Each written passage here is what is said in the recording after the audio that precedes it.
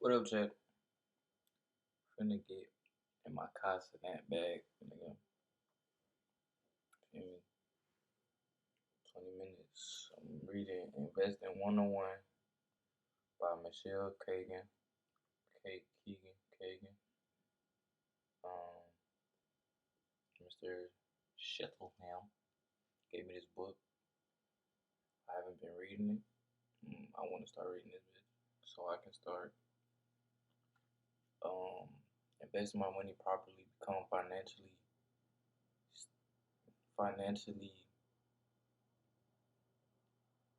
gain financial freedom. Um, and I hope that this book will allow me to learn good spending habits, good saving habits to prepare me for years to come. All right, so 20 minutes. Start, start at 20 minutes.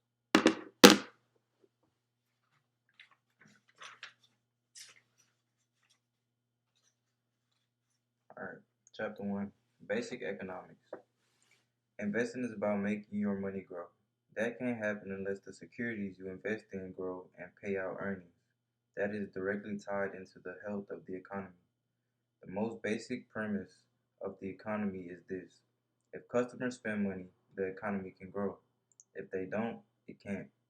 When the economy is sluggish, customer spending lags, overall corporate growth stagnates, and investors see poor returns.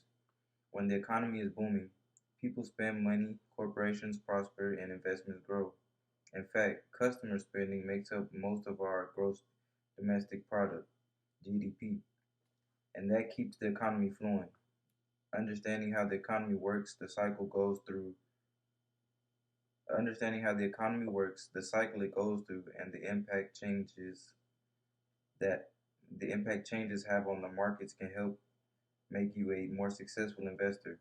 In fact, investors who pay attention to the economy can be more successful because they can take advantage of impending changes. While everyone else is focused on what is happening right now, economically savvy investors can focus on what is coming. And profitable investing is all about future growth. Buying and selling, the lifeblood of the economy. It is certainly the case that economy today is very complicated. The economy today is very complicated, fast-moving mechanism. How could it be otherwise? We live in a world inhabited by nearly 7.5 billion people who are engaged in a never-ending interaction with one another. Some are buying, some are selling, some are manufacturing, some are consuming. Economics is a Economics as a system allocates the things that we need to live. Allocates the things we need to live. Broadly speaking, if you are going to get involved in investing your money, you don't need to know a lot about how the economy works or the finer points of its obscure corners. You do, however, need to understand some basic things about it. It shows a quote about saying the intelligent investor is a realist who sells to optimists and buys from pessimists. Jason Zweig. Value and price. Humans buy and sell things because those things have value. This value is partly what you use them for. For instance, you use food to survive, you use a car for transportation, and you use movie tickets for entertainment. And partly the monetary value that we assign to them, the price. Wait, this is valued. Okay. Value isn't consistent though. The value of some things changes quickly. For example, you've probably noticed that the price of gasoline isn't nearly as high as it was several years ago. That's, that's partly because humans are generally using less gasoline for driving our cars. This means there is a lower demand for gasoline, and the price correspondingly drops. It is also because many oil producing countries have stepped up their production, which means there's an overproduction, causing the price to drop. Gasoline prices fluctuate depending on the demand and the supply. If supply increases, prices fall. If demand increases, prices rise. If prices fall, wait, if supply increases, prices fall. If demand increases, prices rise. Here are some basic concepts you need to keep in mind. Income. Income is money received from different sources. Your job, gifts, inheritances, investments, what you to buy what you need. Knowing knowing your income is important since this allows you to live within your means and not spend more than you have coming in. Economic economists consider economists consider various kinds of income, including national income per capita cap,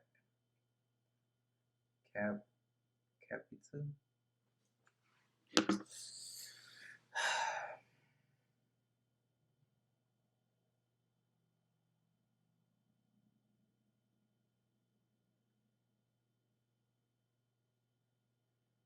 Where's capita meaning?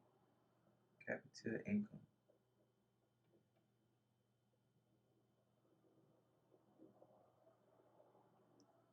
The average income per person in a specific area. Per capita income.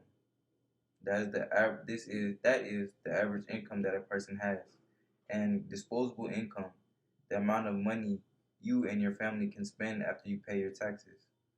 Big changes in your life usually affect your income. One of the largest will come when you retire from your job or jobs. At that point, you'll lose a major source of your income and you'll need to replace all or some of it. Social Security will help, but this is also where investments can play a key role in letting you maintain your lifestyle. Consumption. This is what you and your family consume.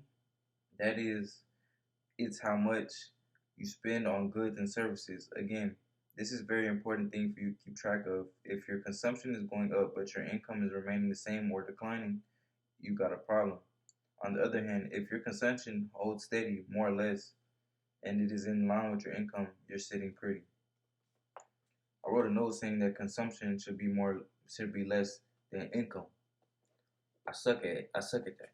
But watch. It's gonna get better. It will get better. Economic Economists track personal consumption and expenditures expenditures expenditures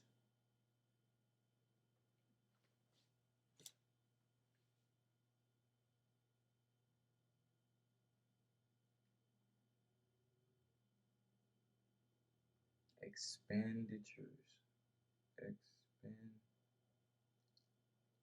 expenditure, the action of spending funds.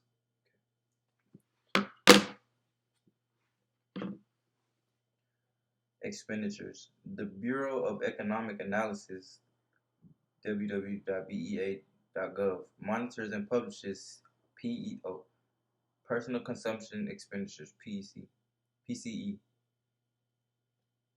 The Bureau of Economic Analysis monitors and publishes PCE reports regularly. So you can also find information at the Bureau of Labor Statistics, and give us a website. Saving and investment. Finally, we come to those things that families should do and don't.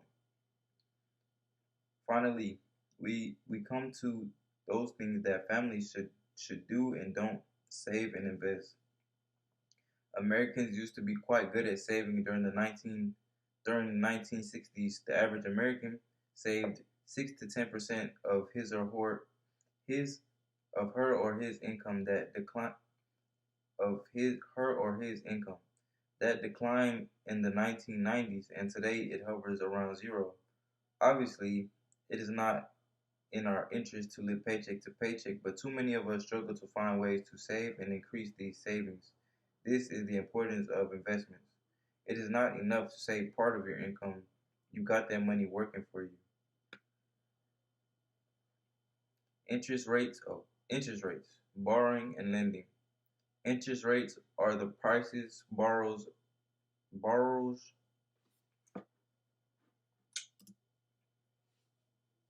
Interest rates are the prices borrowers of money pay to the lenders from stocks to bonds to real estate. From stocks to bonds to real estate, every investment is somehow affected by interest rates. Albeit,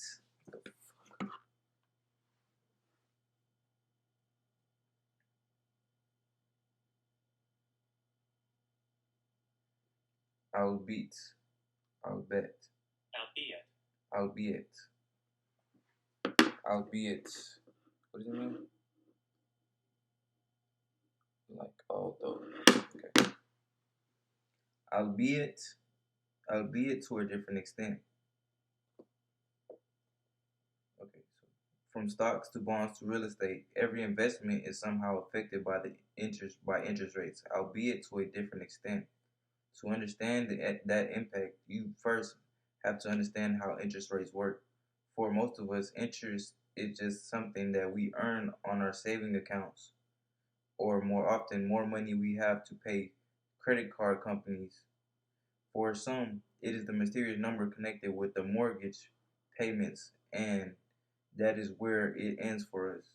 That is the direct impact of interest rates on our lives.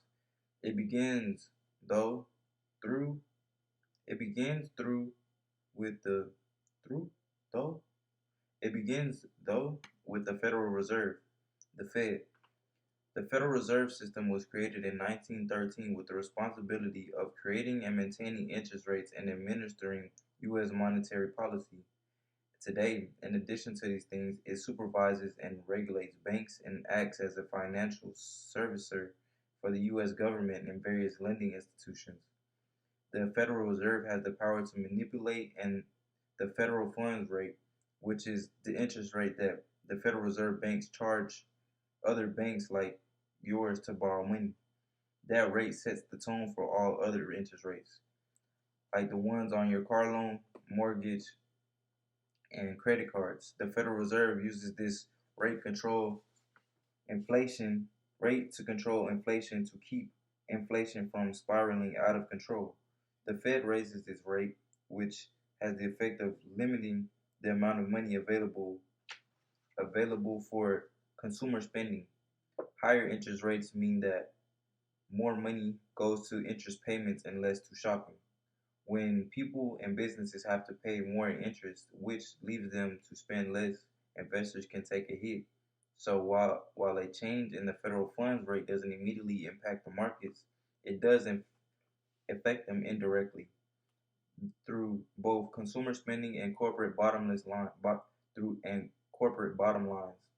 When corporations have to pay more to borrow money, that's less money for the dividend pool and less money to put towards future growth.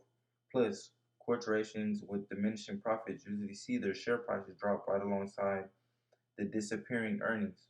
So even if nothing else changes, an interest rate increase can push stock prices down. Effect of lower rates. When the Fed lowers when the Fed lowers interest rates or Fed cut, the money supply increases. That often signals investors to buy stocks as lower interest rates make stocks appear more attractive on the risk return scale. Lower rates also aid economic expansion, which leads to corporate growth, which increases the value of corporate shares. There's the flip side to this, though. A higher federal funds rate also means higher interest rates paid out on newly issued Treasury securities. These risk-free investments guarantee you steady returns, and when rates go up, they guarantee bigger interest payments on the government securities. This also has the effect of higher interest rates on newly issued municipal, municipal and corporate bonds. Economic indicators, signposts in the marketplace. When whether the economy is poised to take a turn or remains on course, there are special economic statistics that give us clues to what is about to happen. These clues are called leading indicators, and as their name suggests, they take the lead in predicting which way the economy is headed. their cousins, coincident, coincident and lagging indicators are used to confirm economic trends, illustrating where the economy stands and where it's been. And it gives a quote by John C. Bogle, Bogle, John C. Bogle.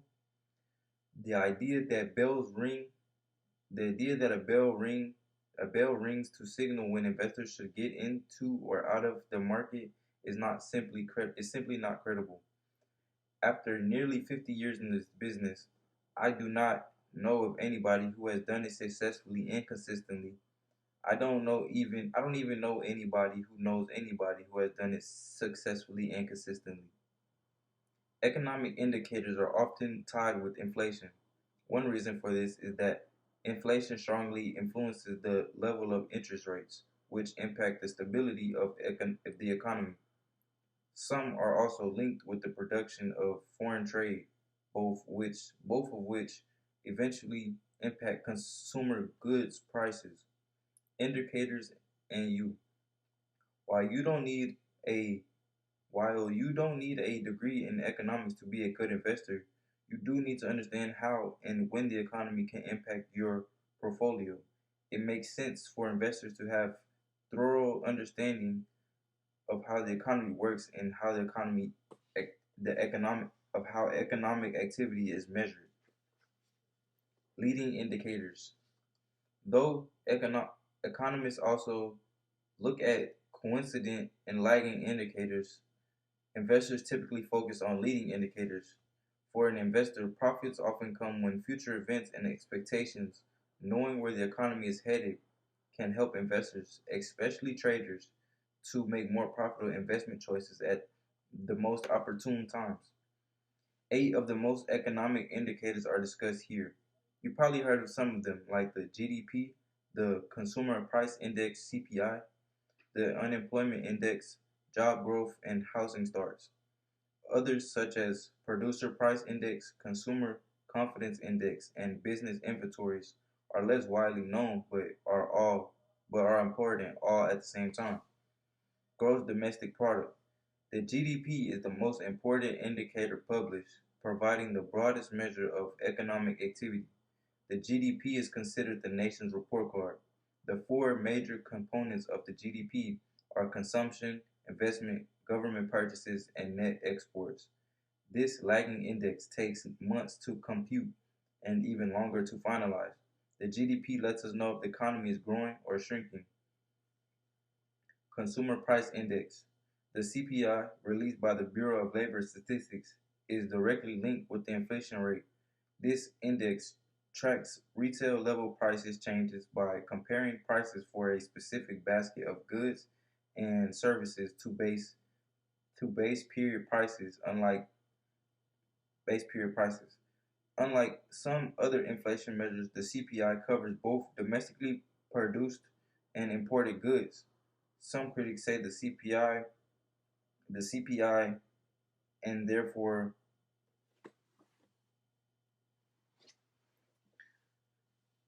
CPI. Some critics say the CPI, and therefore some critics say the CPI, and therefore the measured inflation rate is purposely understated under understated as the CPI as the CPI is the factor used to increase social security payments. The Consumer Confidence Index monitors consumer sentiment based on monthly interviews with thousands of households. The Consumer Confidence Index dropped drastically after the terrorist attack of September 11th, 9/11 in 2001. Then, for several years, the index remained fairly steady. Consumers were maintaining buying patterns despite rising gasoline prices and interest rates. In fall 2008, the index dropped again as news of home foreclosures, the credit crisis struggling markets, and government bailouts frightened consumers into saving their money. In bad times or good, consumer confidence serves as a reflection of the nation's financial health. This this index is particularly important to the financial markets during times of national crisis or panic. If consumers aren't confident, they aren't spending money, and the markets may slump further. Job growth. Second only to the GDP, the government's employment report is one of the most important economic indicators.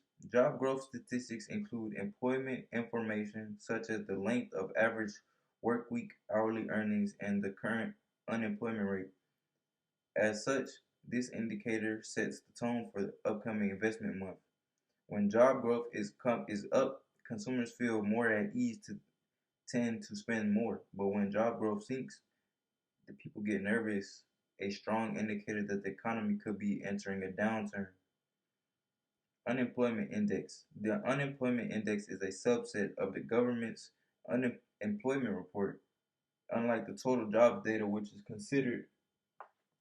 is considered a coincident indicator, the unemployment index is a lagging indicator.